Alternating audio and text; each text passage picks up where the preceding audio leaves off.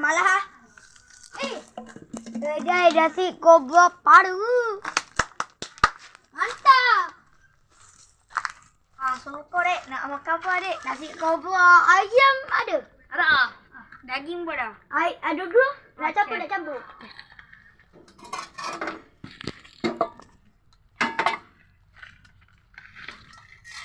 Nak sikit ya. Nasi. Banyak sikit. Sorry adik. Rabuk sikit nasi ni. Sebab ni nasi dari production Kobra.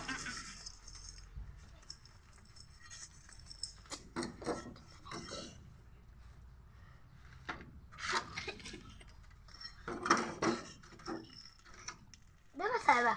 Dah. Sebab nasi ni senang bakar. Uish. Mantap ni.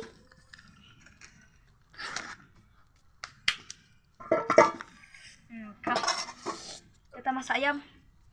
Nak satu je. Kan bagi tu.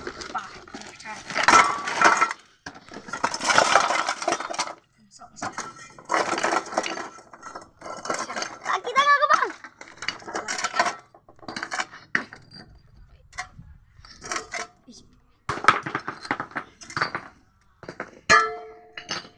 Banyak bang. Bawa ni. Ada ya.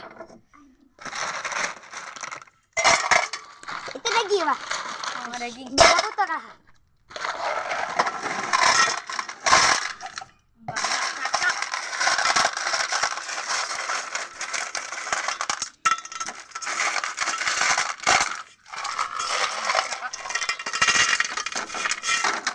Banyak lagi tu bang. Biar.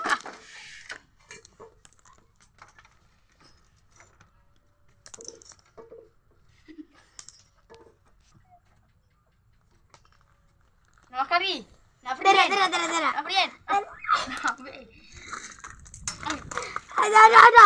Saya nak order bang, bukan nak mampu.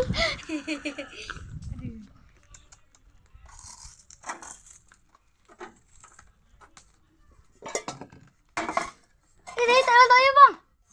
Saya sayur. Loh. Oh, tak cakap. Bang, itu bawang bang. Saya tak suka. Nah, ni bawang Afrika. Kenapa hitam?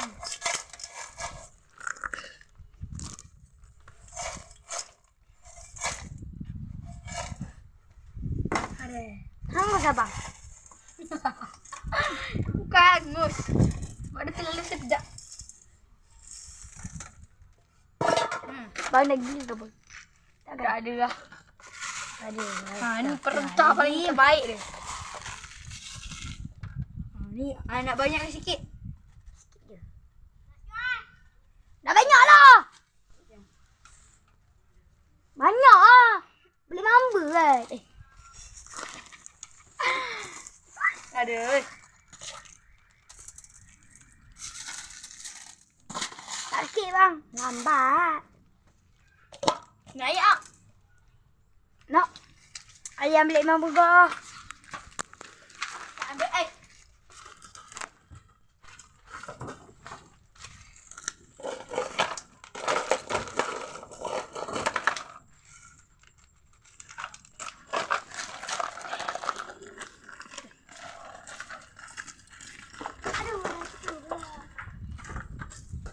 Ayam apa tu bang?